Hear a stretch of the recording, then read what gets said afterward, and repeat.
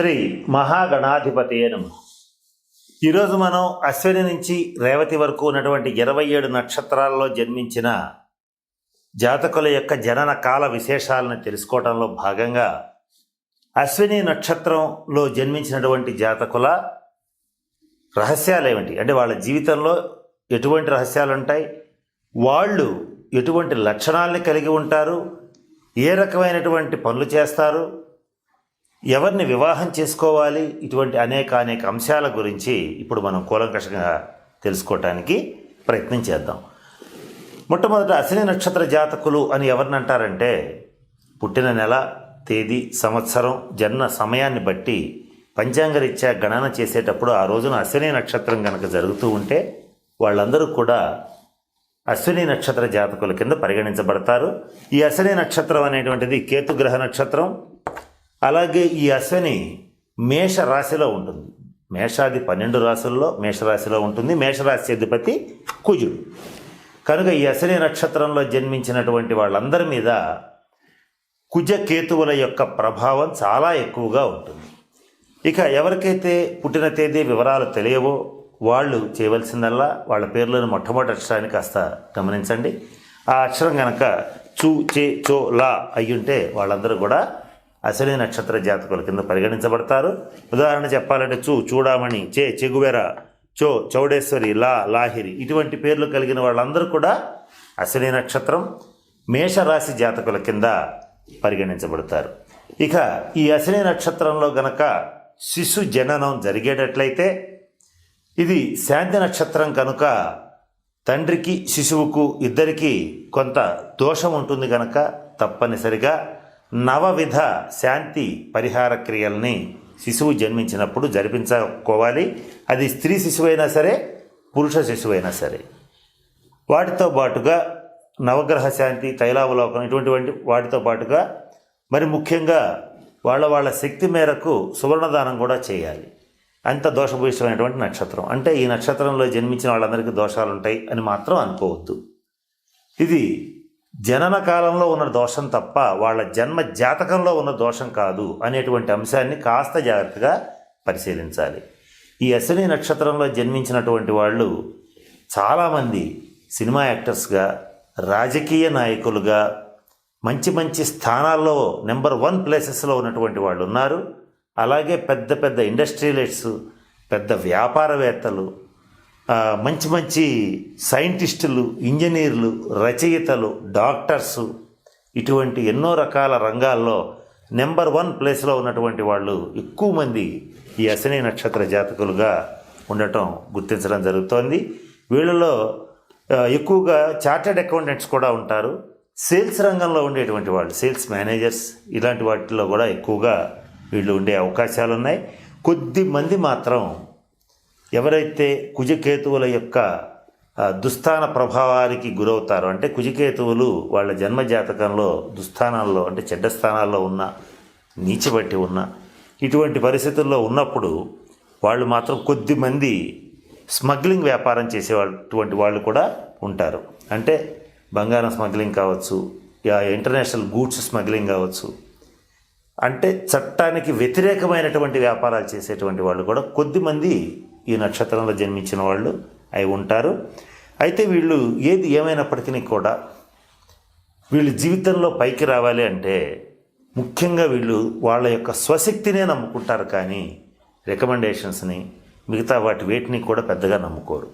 అంటే వీళ్ళకి అంత చక్కటి ధైర్య సాహసాలు, ఆత్మవిశ్వాసం, ఆత్మగౌరవం రెండూ ఉంటాయి వీళ్ళకి. ఇక మంచి ధైర్య సాహసాలు ప్రదర్శిస్తారు. ప్రతి పనిలోనూ మంచి పట్టుదలగా పోటీ పరీక్షల్లో విజయం సాధించగలుగుతారు. అలాగే వీళ్ళు వచ్చేటప్పటికి లెక్చరర్స్ ఎక్కువగా కూడా ఈ అశ్విని నక్షత్రంలో ఉంటారు. మరి ముఖ్యంగా పోటీ పరీక్షల్లో విజయం సాధించగలుగుతారు. అలాగే వీళ్ళలో ఎక్కువ మందికి స్త్రీ మూలక ధన సహాయం లభిస్తుంది. లేదా పూర్వీకులైనటువంటి స్త్రీలు కనుక వాళ్ళు ఎవరైనా పూర్వీకులు, అమ్మమ్మ, తాతయ్య, నాయనమ్మ, వీళ్ళకి సంబంధించినటువంటి వాళ్ళు ఎవరైనా సరే, అంటే నాయనమ్మ, తాతయ్య, తల్లి, పెద్దమ్మ ఇటువంటి వాళ్ళ రీత్యా వాళ్ళకి వంశపారంపర్యంగా ఆస్తులు లభించడం జరగచ్చు. లేదా స్త్రీ మూలక ధన సహాయం కానీ వీళ్ళకి లభించే అవకాశాలు చాలా ఎక్కువగా ఉంటాయి. వీళ్ళలో ఉన్న మరొక గొప్ప లక్షణం ఏంటంటే మంచి చొరవతో ఉంటారు. అంటే ఏ విషయంలో అయినా సరే, ఏ రంగంలో అయినా సరే దూసుకుపోయేటువంటి మనస్తత్వాన్ని కలిగి ఉంటారు. మంచి శక్తి సామర్థ్యాలు కలిగి ఉంటారు. అంటే శారీరకంగా దృఢంగా ఉంటారు, మానసికంగా బలంగా ఉంటారు. వాళ్ళకున్నటువంటి శక్తి సామర్థ్యాలన్నీ కూడా వాళ్ళు సాధించాలనుకునేటువంటి లక్ష్యం మీదే పెట్టి పని పూర్తి చేసే వరకు విశ్రమించనిటువంటి పట్టుదల కలిగినటువంటి వాళ్ళు ఈ అశ్విని నక్షత్ర జాతకులుగా చూడబడతారు. వీళ్ళకి జీవితంలో అదృష్టాన్ని ఇచ్చేటువంటి వారాలు ఆదివారం, గురువారం, శుక్రవారం. అలాగే వీళ్ళు దక్షిణ దిశ, పడమర దిశ ముఖద్వారాలు ఉన్నటువంటి ఇంట్లో ఉంటే వీళ్ళకి చాలా బాగా కలిసి వస్తుంది. నైరుతి బ్లాక్ కూడా వీళ్ళకి బాగా కలిసి వస్తుంది. కాకపోతే వాస్తురీత్యా ఉండాలి అంతే. తర్వాత వీళ్ళు వచ్చేటప్పటికి వీళ్ళకి కలిసి వచ్చేటువంటి దైవత అంటే వీళ్ళు పూజించవలసినటువంటి దైవం గణపతిని పూజించాలి. గణపతి ఆరాధన చేయాలి. జీవితంలో ఒక్కసారైనా సరే కాణిపాకంలో ఉన్నటువంటి గణపతిని సందర్శిస్తే వాళ్ళ జాతకంలో ఉన్నటువంటి దోషాలన్నీ కూడా తొలగిపోతాయి. వీళ్ళకి అదృష్టాన్ని ఇచ్చేటువంటి అంకె 7. అలాగే 1, 4, 9 కూడా వీళ్ళకి అదృష్టాన్ని ఇస్తాయి. అంతేకాకుండా అంటే వీళ్ళ కార్లు కానీ బైకులు కానీ వాటి టోటల్ కనుక తీసుకునేట్లయితే 7 అవ్వాలి, లేదా 1, 4, 9 అయినా కూడా వీళ్ళకి మంచి అదృష్టాన్ని ఇస్తాయి.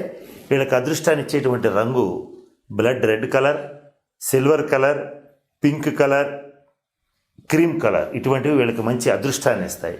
కనుక వీళ్ళు వాడేటువంటి వాహనాల్లో ఈ కలర్స్ ఉండేటట్లుగా చూసుకుంటే వీళ్ళకి అవి అదృష్టాన్ని ఇవ్వడం జరుగుతుంది.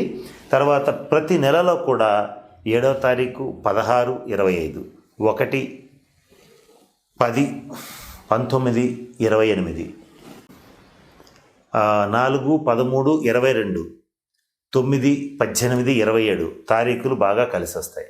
ఆ వాటితో పాటుగా ఆది, గురు, శుక్ర ఈ కాంబినేషన్ కనుక వచ్చేటట్లయితే వీళ్ళు ఆ రోజున ప్రముఖుల్ని కలవడానికి కానీ, ముఖ్యమైన కార్యక్రమాలు ప్రారంభించడానికి కానీ, గృహప్రవేశాది కార్యక్రమాలు చేసుకోవడానికి కానీ, వివాహాది శుభకార్యాలు జరిపించుకోవడానికి ఆ ప్రయత్నాలు చేయడానికి కూడా ఆ రోజుల్లో ఆ కాంబినేషన్లో అంటే నేను చెప్పిన తేదీలు ఈ వారాలు కలిసి వచ్చేటట్లయితే ఆ టైంలో వీళ్ళు ప్రయత్నిస్తే వీళ్ళకి అవి తప్పకుండా సక్సెస్ఫుల్ అవుతాయి.